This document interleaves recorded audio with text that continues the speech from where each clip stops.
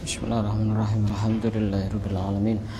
Wassalatu wassalamu ala sayyidina Muhammadin asyrafil mursalin wa ala alihi washabbihi ajmain. Subhanaka la ilma lana illa ma 'allamtana innaka antal alimul hakim. Wa tub 'alaina innaka antat tawwabur rahim wa taqabbal minna innaka antas samiul alim. Qala rabbi shrah li sadri wa yassir li amri wa hlul 'uqdatam min lisani yafqahu qawli. Na'udzu ta'alluma wa ta'lima wal ifadata wal istifada wa tamassuka ala kitabillah wa sunnati rasulih. Wa-du'a ila al-huda wad-dalalah ala khair ibtigha amradatihi wa qurbihi wa tawabihi subhanahu wa ta'ala. Qala al-musannif rahimahullahu ta'ala wa nafa'ana bihi wa bi'ulumihi bid-darin amin. Akan kita lanjutkan membaca kitab Wasailul Usul ila Syamailir Rasul yang dikarang oleh Syekh Yusuf bin Ismail An-Nabhani. Sekarang kita memasuki pasal yang ke-8. Al-faslu tsaminu fi sifati dhahikihi sallallahu alaihi wasallam wa bukaihi. Pasal yang ke-8 ini menjelaskan tentang tertawanya Rasulullah dan menangisnya Rasulullah, wa utasihi dan bersihnya Rasulullah. Pak, itu apa? Di ujungnya itu.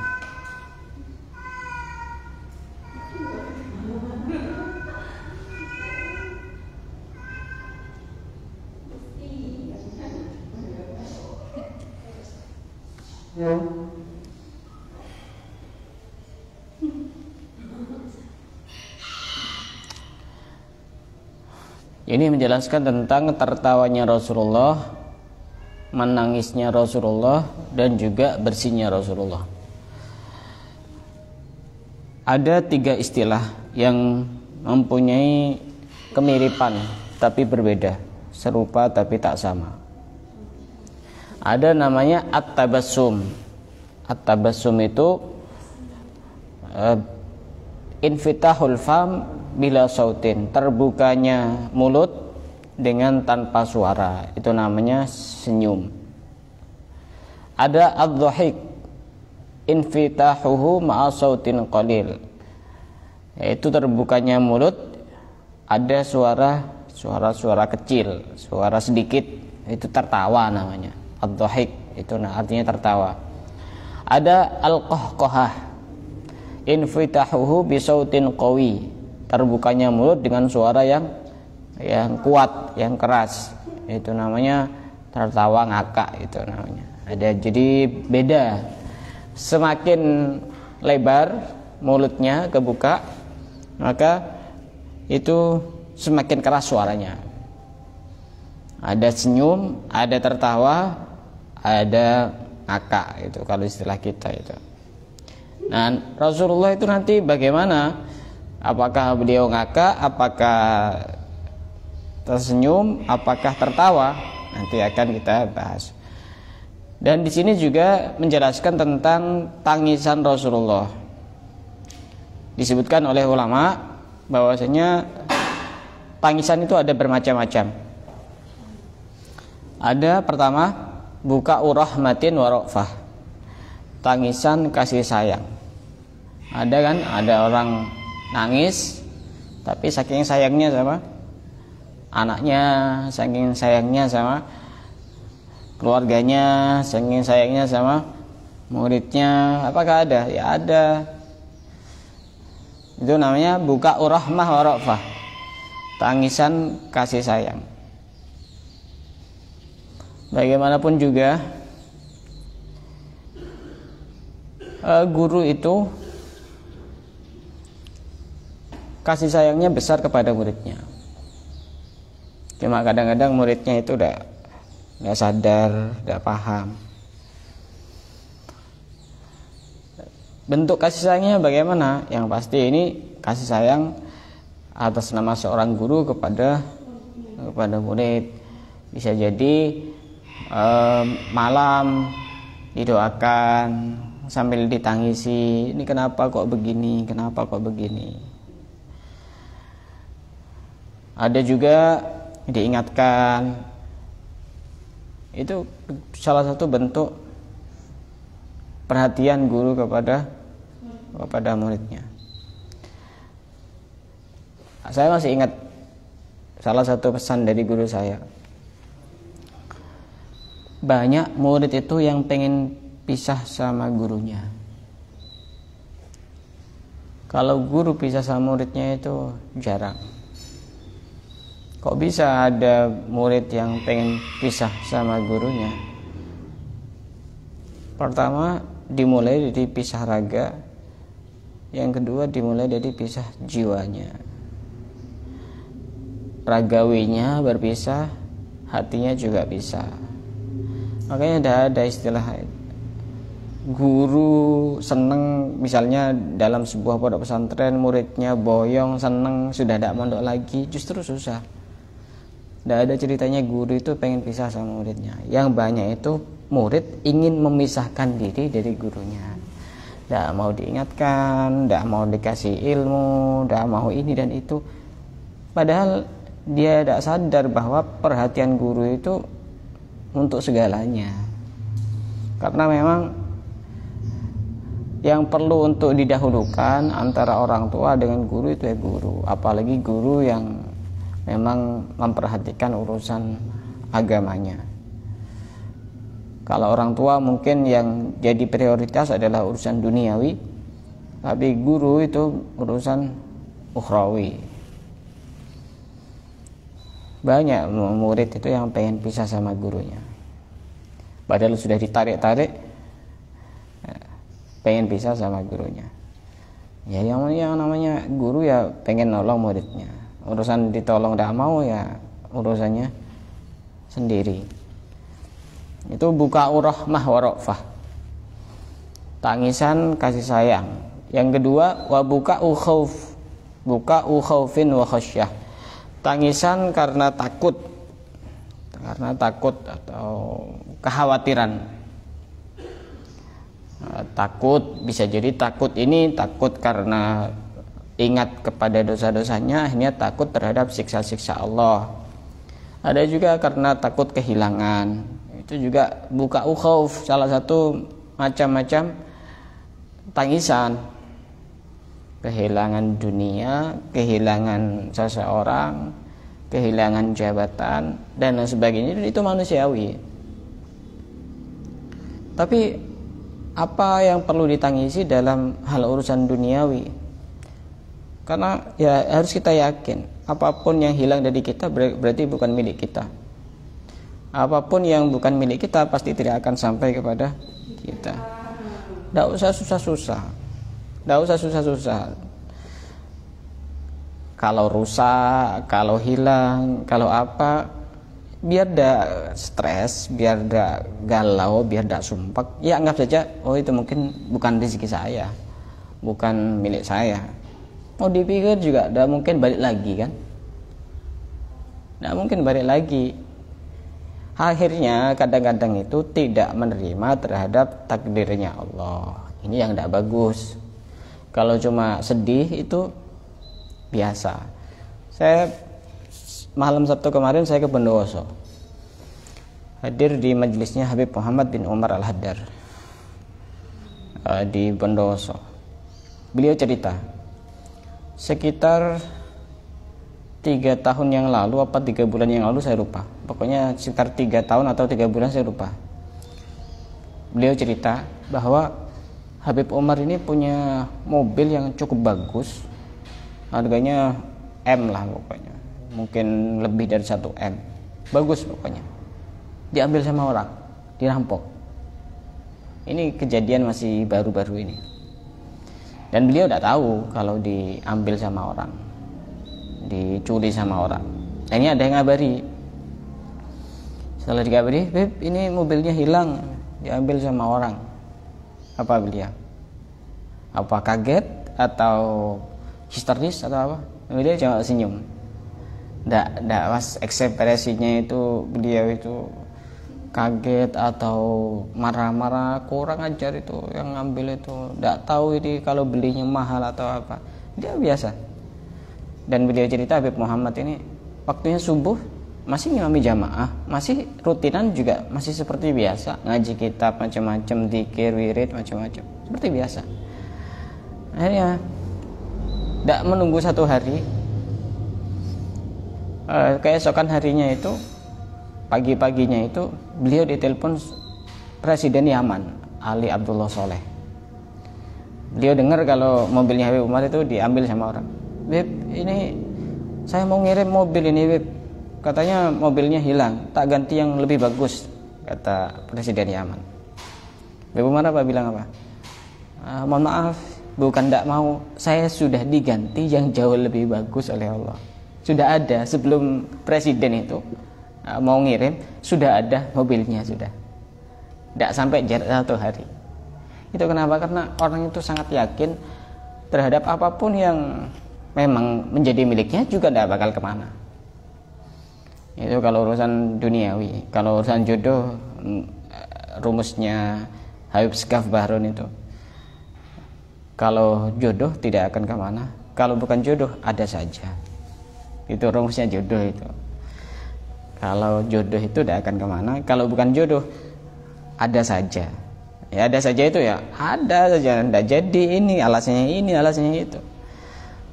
Ya kita harus pegang. Menurut saya nasihat Imam Haddad itu penting, biar orang tidak gampang sumpek, tidak gampang galau.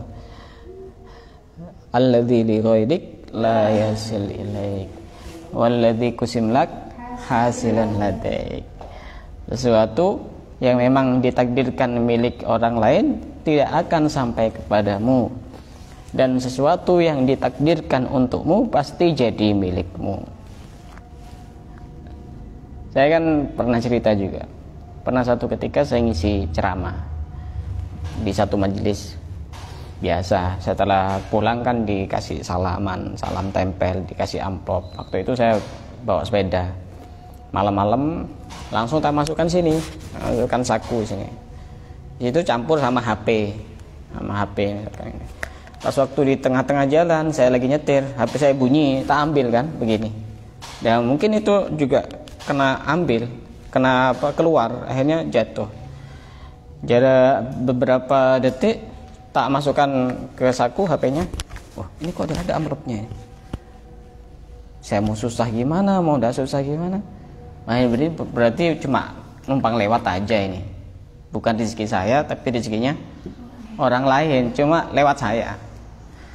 Ya seperti itu. Kalau kita mau berpikir secara cerdas, ya manfaatnya apa? Susah terus menerus, sedih terus menerus, ini justru khawatir tidak menerima terhadap ketetapan Allah. Ini yang menjadi bahaya. Kalau sedihnya itu manusiawi. Ketiga, wa buka'u mahabbatin wa syauq. Tangisan cinta dan kerinduan. Jadi ada juga tangisan itu tangisan cinta dan kerinduan. Orang yang paling bahagia di dunia itu orang yang sedang jatuh cinta. Orang yang paling sengsara di dunia juga orang yang sedang jatuh cinta. Kenapa? Ya karena dia itu pasti pengen selalu bersama dengan orang yang dicintai, khawatir kehilangan dirinya. Ya, seperti itu. Dan rindu itu benar-benar menyiksa. Rindu itu benar-benar menyiksa. Apakah pernah mengalami? Pernah. Rindu itu benar-benar menyiksa. Apalagi rindu kepada orang yang memang tidak semestinya dirindukan, menyiksa. Semua akan hancur berantakan, ibadahnya, sholatnya, baca Qur'annya, zikirnya, semuanya hancur. Beda dengan tangisan rindu dan cintanya Rasulullah kepada umatnya. Satu contoh, misalkan Rasulullah pernah membaca satu ayat di dalam Al-Quran, in tu'adzibhum fa innahum ibaduk wa in taghfir lahum fa innaka antal azizul hakim. Ini menceritakan tentang umatnya Nabi Isa kalau tidak salah. Nabi Isa itu ketika mengingat kepada umatnya, ya Allah, ini umatku kalau engkau siksa, ini juga hambamu ini ya Allah. Tapi jika engkau ini ampuni umatku ini yang juga hambamu, engkau ini maha segalanya, sangat bisa sekali. Apa perasaan Rasulullah ketika membaca ayat itu? beliau langsung teringat kepada kita, kepada umatnya. Kemudian meneteskan air mata. Itu namanya buka mahabbah wa syauq. Tangisan cinta dan kerinduan.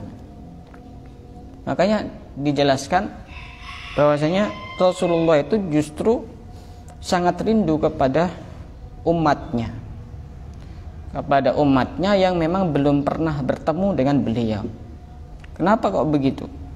Kalau ada para sahabat itu cinta kepada Rasulullah, rindu kepada Rasulullah, wajar karena sering bertemu, sering berjumpa, sering bertatap muka.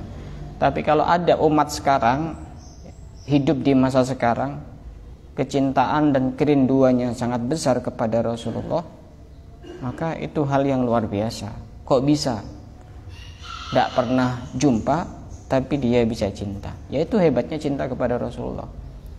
Jadi tidak benar jika ada istilah dalam bahasa Indonesia, datangnya cinta dari mata turun ke hati. Lalu bagaimana cinta kepada Nabi? Tidak pernah melihat tapi bisa cinta. Itu hebatnya cinta kepada Nabi. Pernah ada satu cerita. Saya itu teringat guru saya ketika dulu mondok di Tababras itu. Salah satu hal yang paling khas dari diri beliau, kiai saya itu, setiap menyampaikan sesuatu itu pasti ada cerita. Dan Al-Quran itu bahasanya hampir semuanya cerita isinya.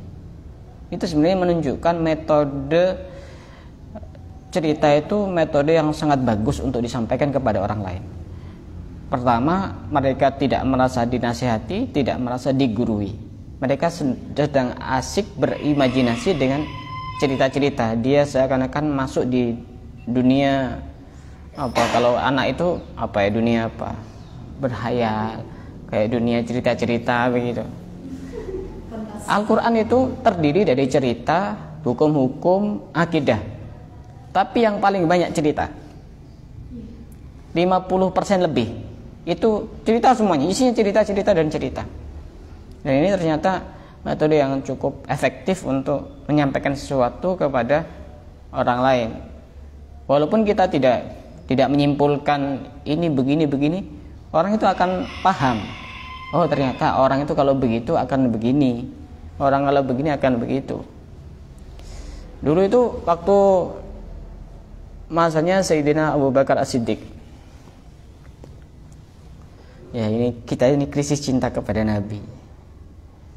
Ya, lagi-lagi miris kalau lihat di YouTube, ditanya siapa YouTuber terkenal, ini dijawab ini dan ini. Giliran disuruh, tadi malam ada yang tanya itu. Ada yang tanya. Saya tidak malam itu hadir di satu majelis. Ada yang tanya, siapa sahabat Nabi yang menjadi mertuanya Rasulullah? Salah satu di antara Sayyidina Umar, Sayyidina Abu Bakar, Sayyidina Umar, Sayyidina Utsman, Sayyidina Ali. Siapa yang menjadi mertuanya Rasulullah?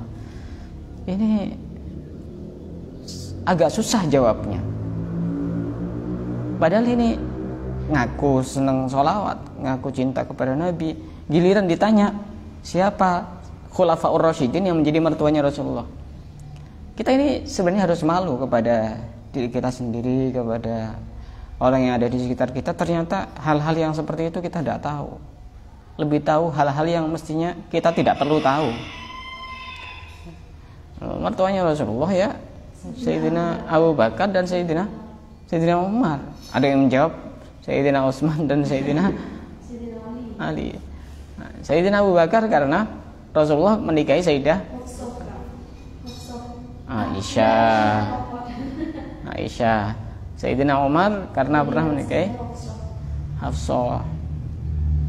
Kalau Sayyidina Utsman ini menantunya Rasulullah. Sayyidina Ali menantunya Rasulullah. Sayyidina Utsman pernah menikahi dua putri Rasulullah. Makanya disebut Dzun-Nurain, yang mempunyai dua cahaya. Siapa namanya? Ummu Kulsum dan Ruqayyah. Dan Sayyidina Ali menikahi Sayyidah Fatimah. Ini krisis cinta kepada Nabi. Krisis cinta kepada Nabi. Makanya sholawat itu penting, tapi di balik sholawat itu jauh lebih penting. Sampai mana? Sayyidina Abu Bakar. Waktu itu ada seruan perang dari masanya Sayyidina Abu Bakar As-Siddiq. Biasanya yang perang itu orang-orang pilihan, terutama yang kuat-kuat, yang muda-muda, yang tua tidak usah, yang perempuan tidak usah. Ini ada anak kecil yang masih belum balik, dia itu maksa kepada orang tuanya untuk ikut perang. Wahai ayah, wahai ibu, saya ini ingin ikut perang. Dia tidak diperbolehkan sama ibunya, sama ayahnya. Nangis terus sampai semalaman nangis, tidak berhenti-berhenti, pengen ikut perang. Akhirnya orang tuanya kasihan dan penasaran, tanya apa motifnya anak kecil kok mau ikut perang. Kalau pengen harta jaran perang kemungkinan kecil. Kalau pengen mendapatkan tawanan perempuan-perempuan juga kemungkinan kecil. Kalau tujuannya duniawi. Apa tujuan kamu itu kok pengen ikut perang? Anaknya ini cerita, wahai ayah, wahai ibu, aku setiap malam diceritakan tentang Rasulullah, tentang keindahan Rasulullah, wajahnya seperti ini, senyumnya seperti ini, cara nangisnya seperti ini, cara berjalannya seperti ini. Aku rindu kepada Rasulullah. Kata anaknya itu. Orangnya terenyuh.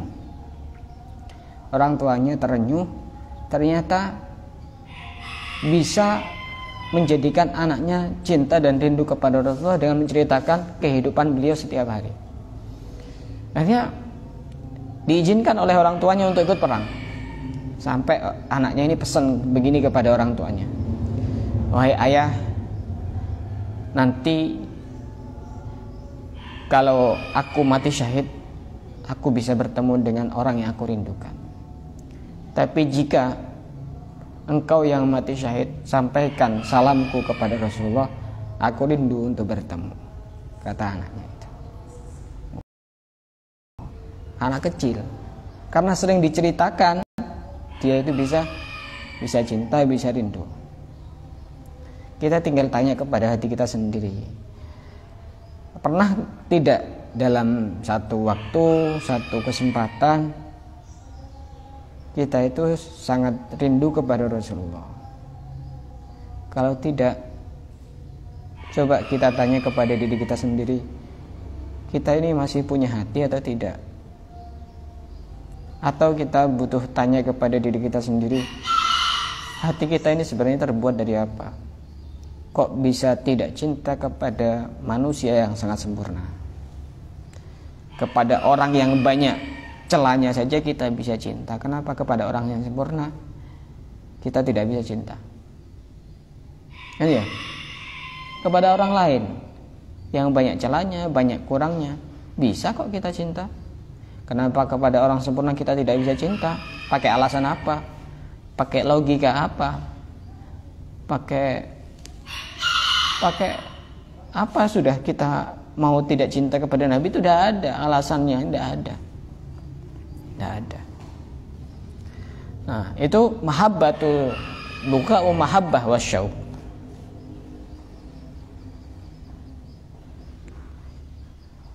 Sudah bagus kalau misalkan pernah tiba-tiba meneteskan air mata karena rindu kepada Rasulullah, itu sudah bagus. Jangan sampai tidak pernah. Saya tahadus bin nikmah.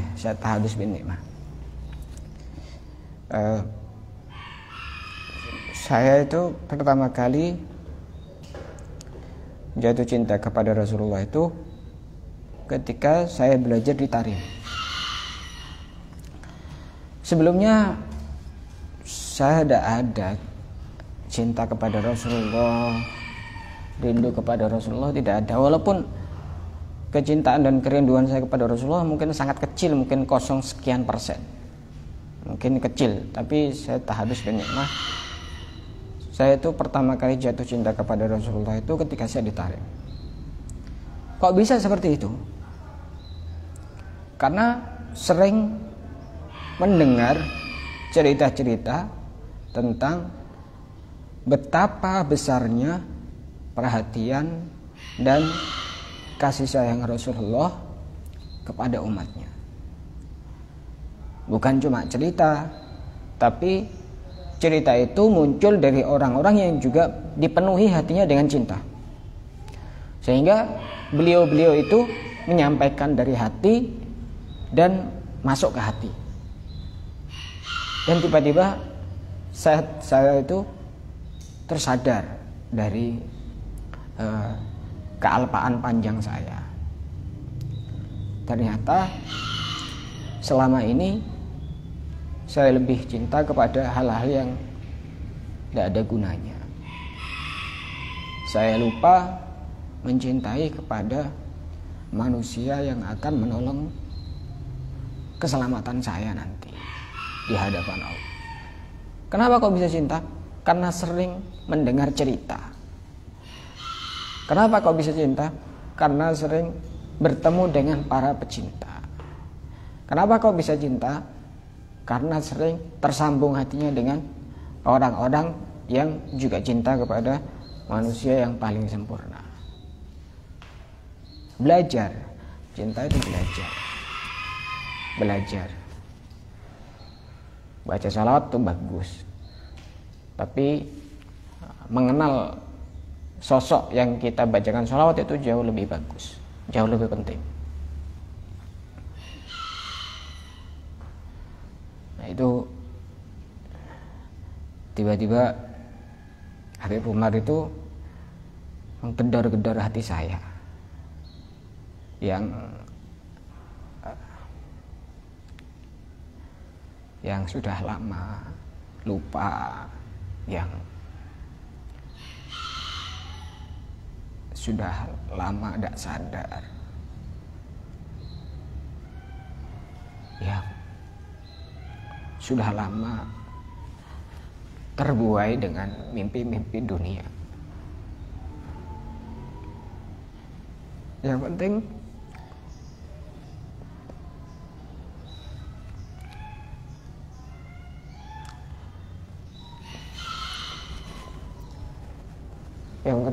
sambungkan hati dengan orang-orang soleh. Orang soleh itu tidak mau pisah sama kamu. Kok kamu mau misahkan diri? Mau lari kemana?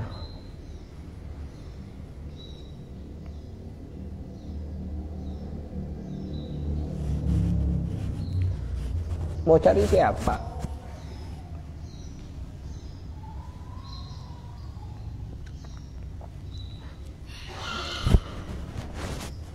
Mau ngejar apa? Kalau tidak bisa berkumpul dengan orang soleh, minimal hatinya kumpul dengan orang soleh.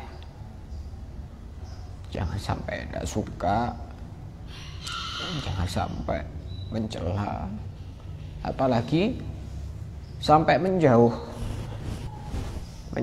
raganya, menjauh hatinya. Mereka akan membimbing kepada kita setiap saat, asal hati kita tersambung kepada mereka.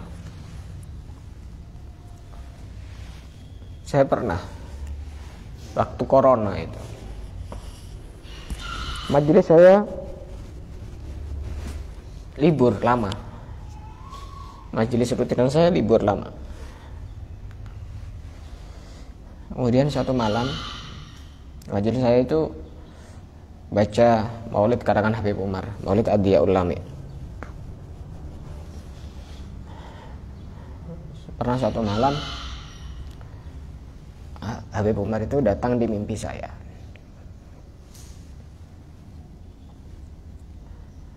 Beliau itu senyum. Di dalam mimpinya cuma senyum dan tidak ngomong apa-apa.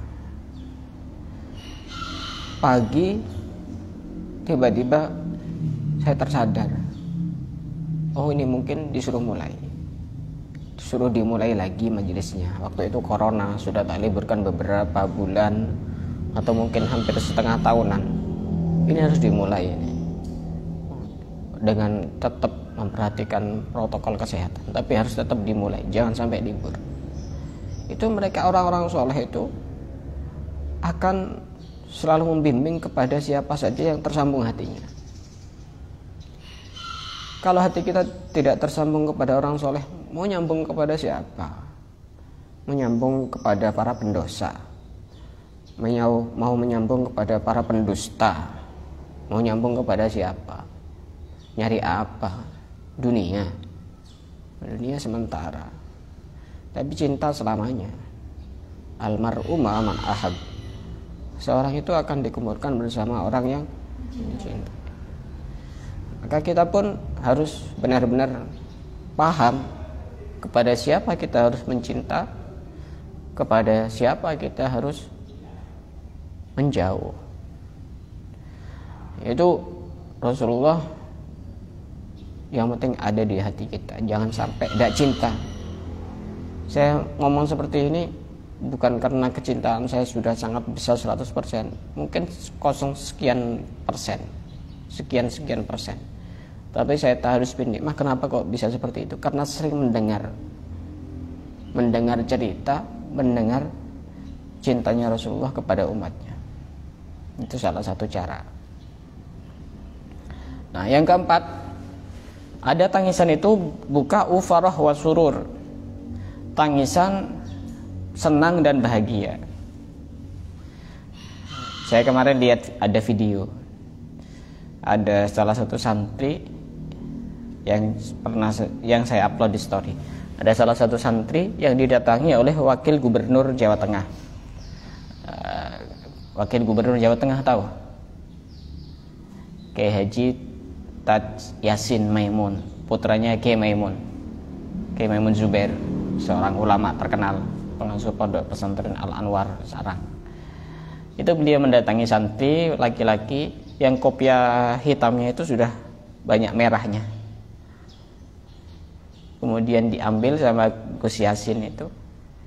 Kemudian kopiahnya diambil dan kopiah beliau itu dipasangkan ke si santri itu. Kopiahnya dikembalikan lagi. Akhirnya santri ini nangis.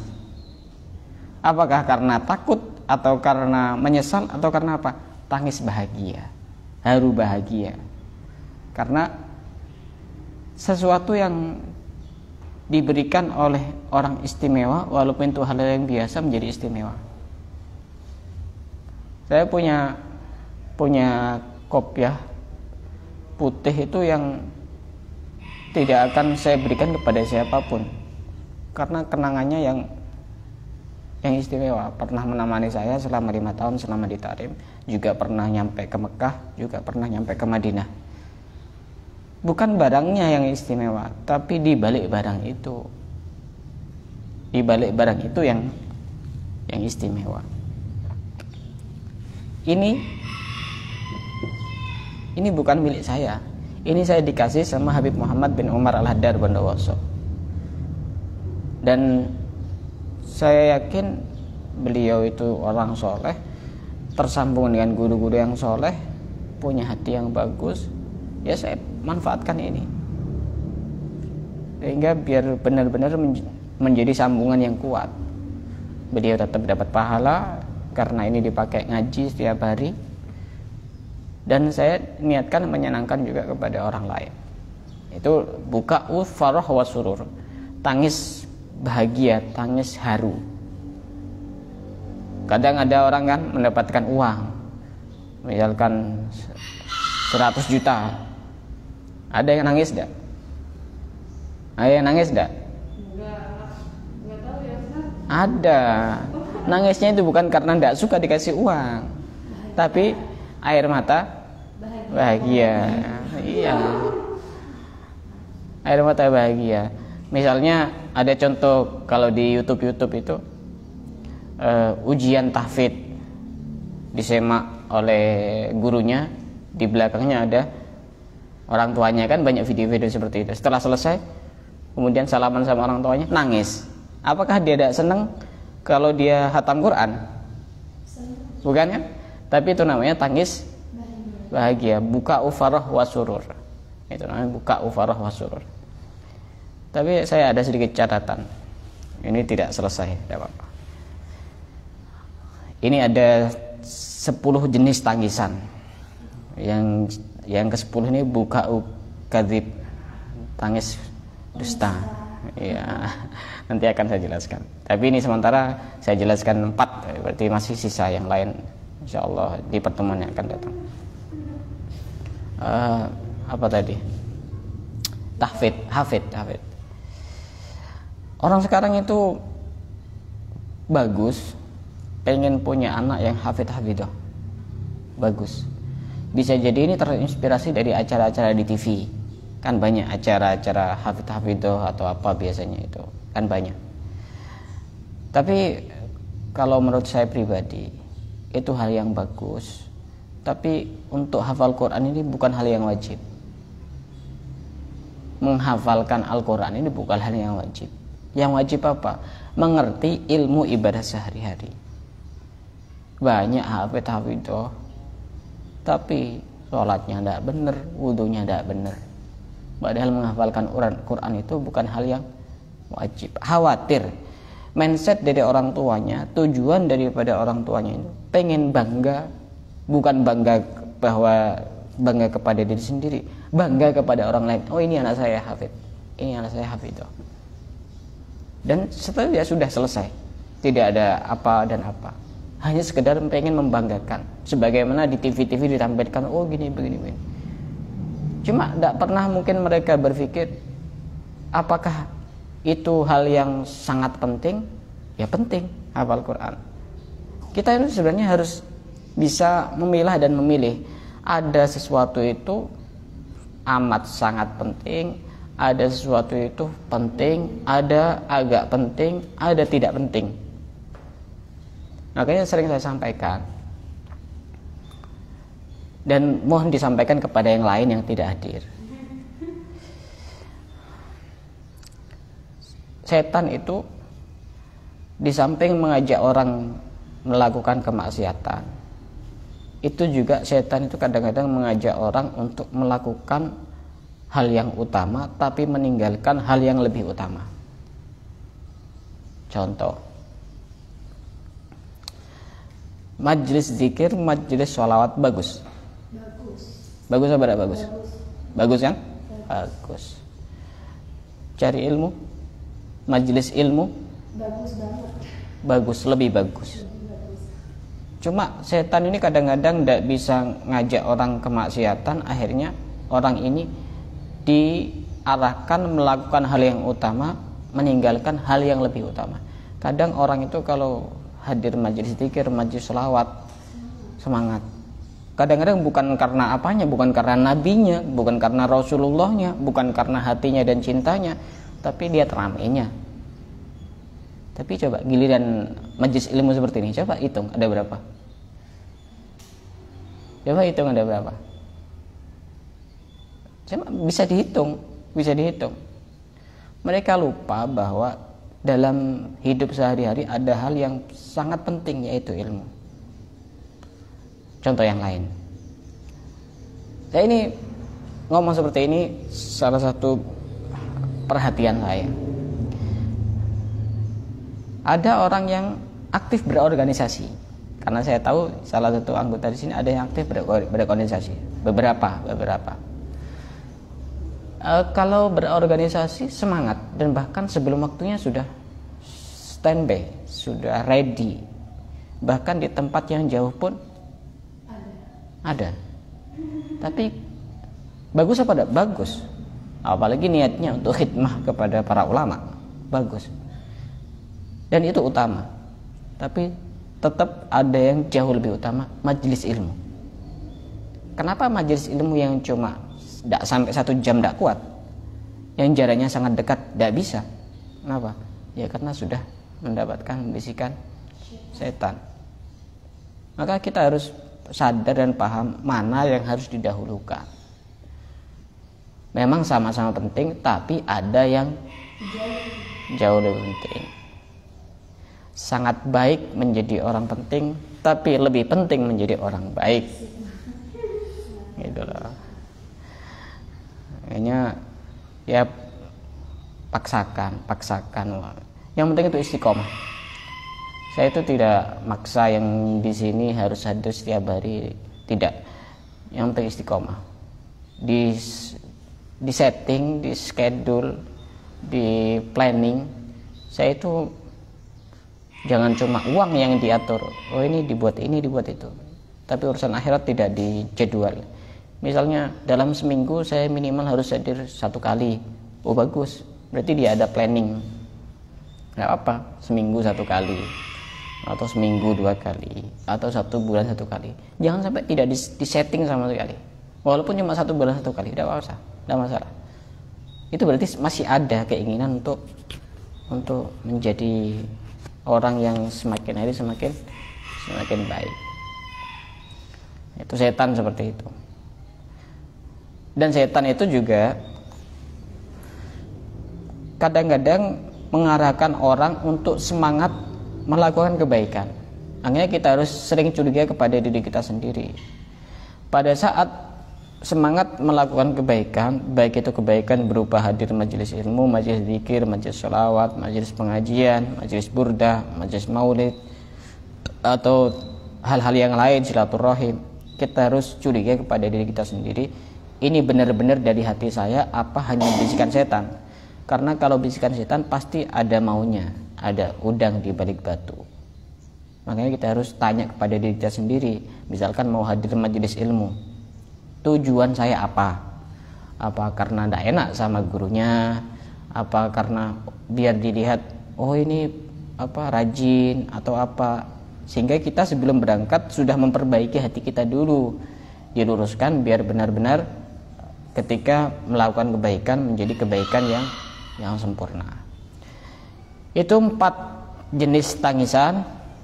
1 tadi tangisan karena kasih sayang, 2 tangisan karena takut, yang ketiga tangisan karena cinta dan kerinduan, yang keempat adalah tangisan karena bahagia. Insyaallah ada 6 macam jenis tangisan yang lain yang akan kita jelaskan pada pertemuan yang akan datang. Dan Rasulullah itu nanti nangisnya dengan tangis jenis yang mana. Insyaallah akan kita bahas pada pertemuan yang akan datang. Wallahu a'lam bishawab.